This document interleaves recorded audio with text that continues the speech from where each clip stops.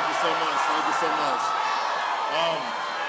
First of all, thank you for the applause. I mean, I know you guys are excited to see her. I didn't know you guys would be excited to see me too, but thank you. Before I get started, I want to bring up a good friend of mine and also someone that's for Hillary as well, my good friend J.R. Smith.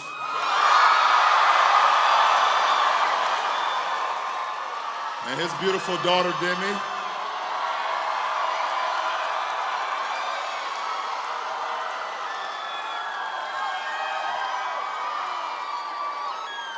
So guys, you guys know why I'm here, and the reason why I'm here is the number one main reason I'm here because of Hillary and what she believes in. I want people to understand, now I grew up in the inner city and I know the whole notion of getting out and voting. And I was one of those kids and I was around a community that was like, our vote doesn't matter. But it really does. It really, really does. We have to get out and make sure we vote. We have to get out and be knowledgeable about what's going on, about what we see that our future entails, and this woman right here has the brightest future for our world. The next thing that I love most importantly is the fact that with my foundation and my inner city kids is giving my kids an opportunity to feel like they are important. And thank you.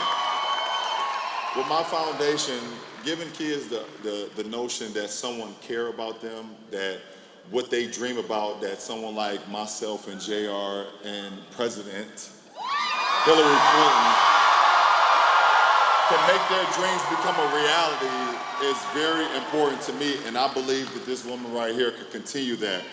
So, as much as you guys would love to hear from me, I would much rather love to hear from our next president, Miss Hillary Clinton. It's all yours.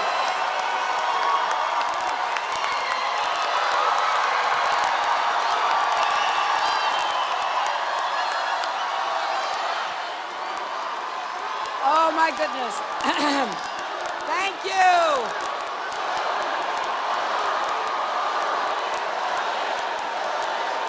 Thank you all so much.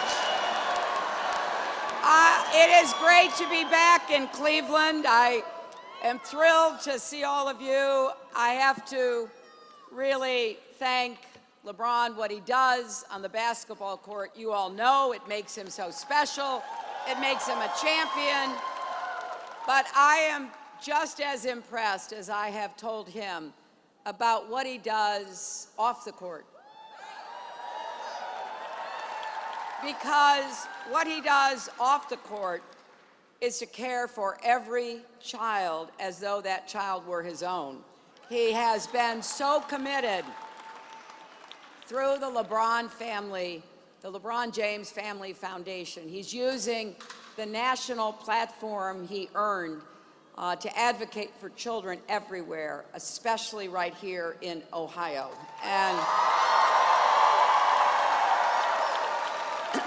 it was an extra special treat to have J.R. Smith here as well.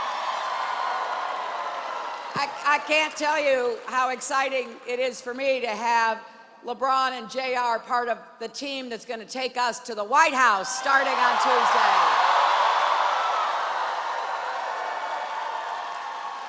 I also have to thank a lot of the elected officials that I've worked with, that I have such high regard for. Let me thank your Senator Sherrod Brown. Let me thank your amazing, absolutely indefatigable Congresswoman Marcia Fudge. Let me thank your county executive, Armand Budish. And let me thank and hope you will vote for your former governor, Ted Strickland, to be your next senator.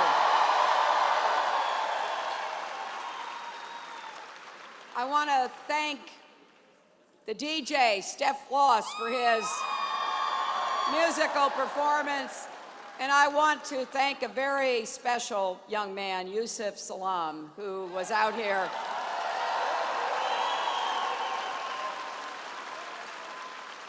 A young man who has turned what was a very bitter and unjust experience into an opportunity to try to help lift others up. Now, I was thrilled to be here on Friday night with Jay-Z and Beyonce. Beyonce even had her dancers in blue pantsuits, which I love. But what was most important was how Beyonce and Jay-Z talked about what this election means for their daughter and for all of our daughters and sons.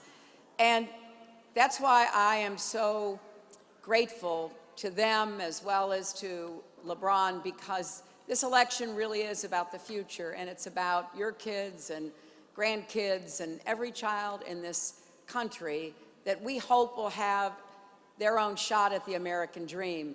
They may not all become champion basketball players, but everybody should have the right to go as far as their hard work and talent will take them in America. So let me ask you this, are you ready to vote? Are you ready to volunteer for the next few days? Are you ready to choose our next president? Well, I think by now you know the choice could not be any clearer. It really is a choice between division or unity, between an economy that works for everyone or one that is stacked for those at the top, between strong, steady leadership or a loose cannon. And as you think about this choice, I want you to know where I am coming from, because what I want to do as your president is really to build on and continue what I've done my entire life, fighting for kids and families, standing up for our country. If you elect me on Tuesday, that's what I will do every day as your president. Because from the start, our campaign has been focused on you. You know, I have now spoken in front of hundreds and hundreds of thousands of people in small groups and big events. And what I try to do while I'm up here speaking is to really look at the faces of the people in front of me. Because I don't know your dreams, I don't know your struggles, but I want so much to convey to you that I will be on your side. I will fight for you, fight for your families, fight for your futures. I want us to do all we can to help you get ahead and stay ahead. And my vision is very different from my opponents. Look, we know enough about what he says and what he's done. You don't need to go through the litany of all the people he's insulted and demeaned, but the bottom line is his vision of America is so dark and divisive. It's not the America that I see as I travel around our country. I want us to have a vision that is hopeful, optimistic, and unified about what we can do together to make sure America's best years are ahead of us. I love our country and I believe in our people. And I will never, ever quit on you, no matter what. Now, that is not to say we don't have our challenges, of course.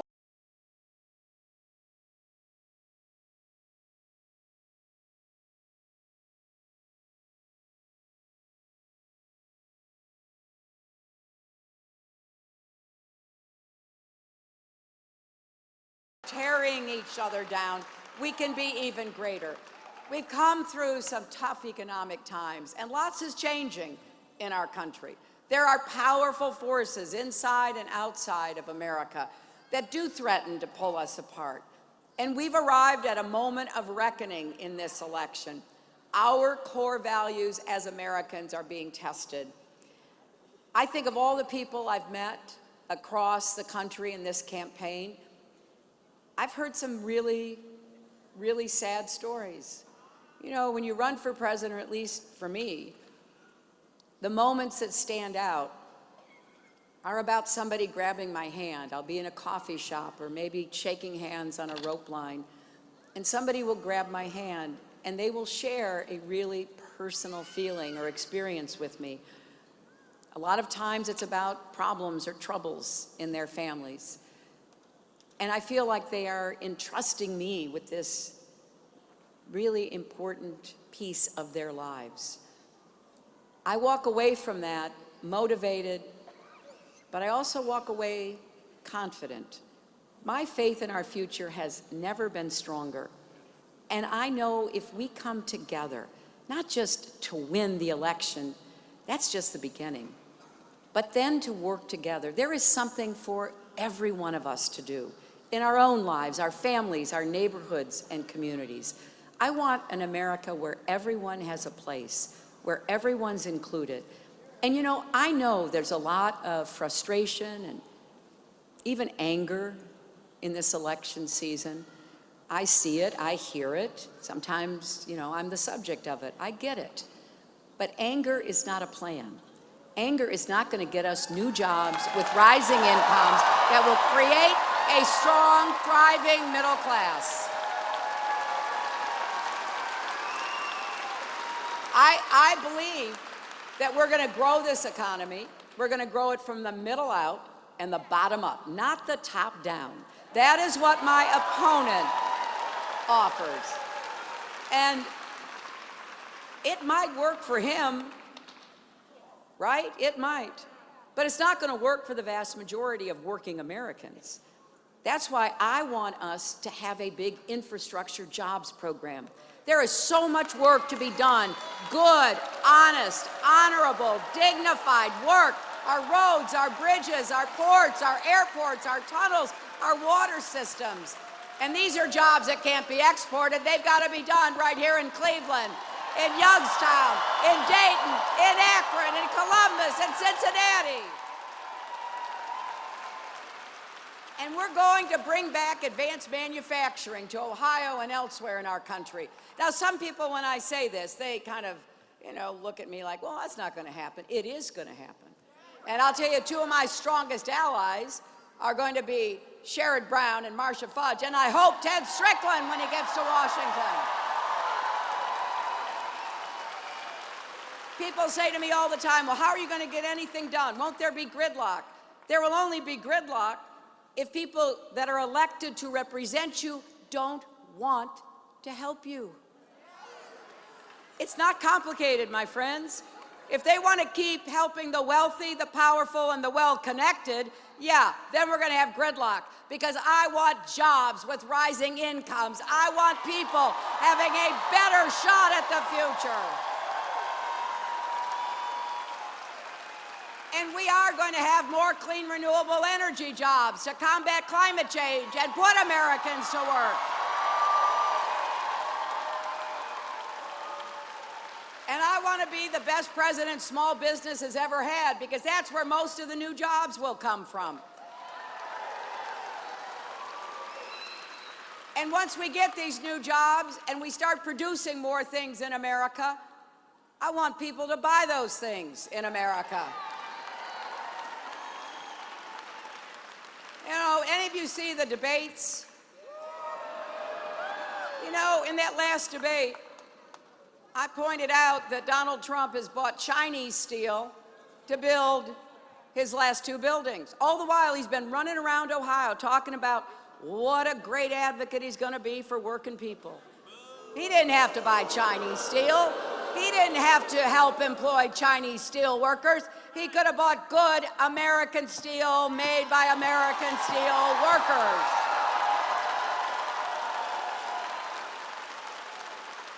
So don't just watch what we say, watch what we've done for the last 30 years and whose side we've bet on.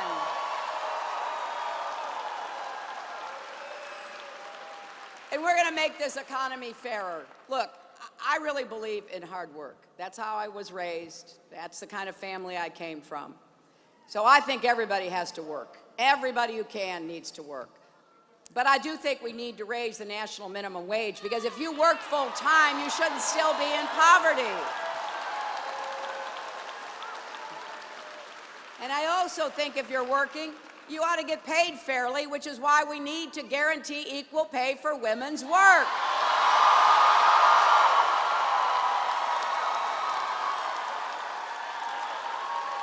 And, you know, this is not a woman's issue. This is a family issue.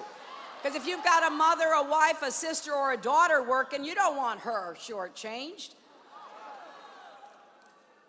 And we need to start recognizing that a lot of the costs that families are facing now are really burdensome. I want to get child care affordable, right? Do you know, in a lot of states right now, good child care costs as much or more than in-state college tuition? That's crazy. Who could afford that? And I want us to have paid family leave, so if you get sick, or your spouse is sick, or your parent is sick, or your child is sick, or you bring a newborn home. Now, you know, I don't think these are luxuries anymore. I think these are all about rebuilding the American middle class. I believe it's all about respecting work, providing enough jobs for people to have a good future, getting incomes rising, making it work for everybody. And I have said I will pay for everything I'm proposing without adding a penny to the national debt, right? And that is in very stark contrast to my opponent, because what I've said is I am not raising taxes on the middle class. Anybody making less than $250,000 a year is not going to have any tax increase while I am president.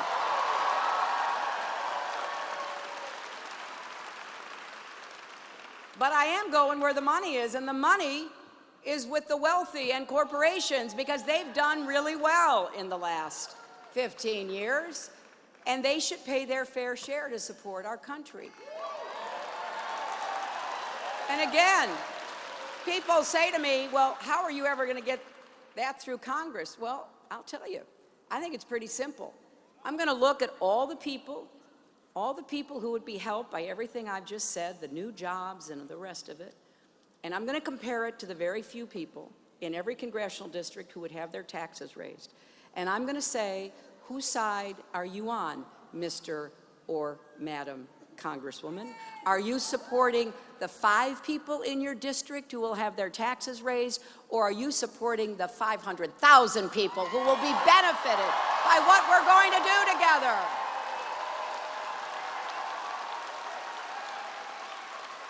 And another big barrier that we've got to knock down is making college affordable for every single person. It's outrageous. I meet people across America who couldn't afford to start college, could not afford to stay, and never graduated, and still have debt. Don't have a degree, but they got debt. That's crazy. And I see some people pointing to themselves. Yeah, I got to tell you, look, I believe that education is an investment. That's why I want good schools with good teachers in every zip code in America. That's why I want to get more technical education back into high schools, because I think there are a lot of great jobs waiting to be done by people who have the skills from high school or community college or apprenticeship programs. I'm going to do everything I can to lift up and honor hard work. When somebody can make something, when somebody is a machinist or a tool and die maker or a carpenter or even a computer coder, that may not at all require a 4-year college education. And it's about time we honored all work in America and made all work pay for everybody. But for people who want to go to college, we're going to make it easier. I want every public college and university to be tuition-free for families making less than $125,000 a year. and debt-free for everybody else, because this should be seen as an investment. And if you are struggling with student debt, we've got a plan to ease that burden, get the costs down, get the interest rates down, get it paid off much faster. You see, I really believe that every single person should be able to go as far as you're willing to work for it and not have your dreams dashed while you're a child or a teenager or a young adult. Elections are about the future, so let's lift up the young people of America.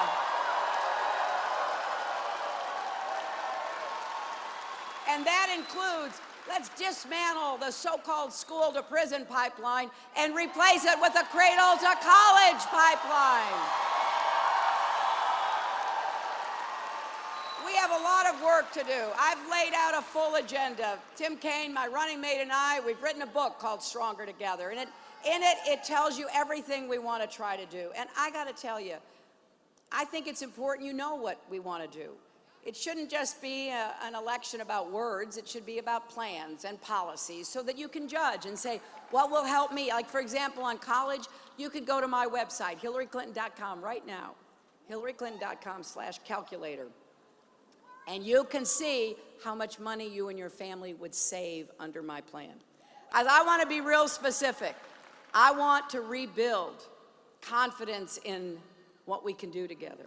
It's not good for anybody that our democracy and our country are viewed so suspiciously, without confidence. That is how we govern ourselves. So we have to work together. But I can't do any of this if you don't vote.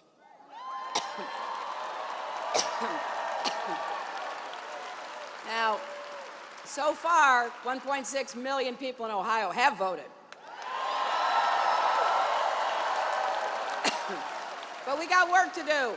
So please, you've got to get out. You've got to get to the polls. You've got to take people to the polls. Nobody should sit this one out. You can go to iwillvote.com to find out what your polling place is, or you can volunteer to help us these next few days. You can text JOIN, J-O-I-N, to 47246. And I'm really ready to get to work for you. This is about what we can do together. It's about the kind of future we can create and build. And it is an opportunity for all of us to be invested in a better, fairer, stronger America. I want us to do this together. I really do believe my slogan, Stronger Together.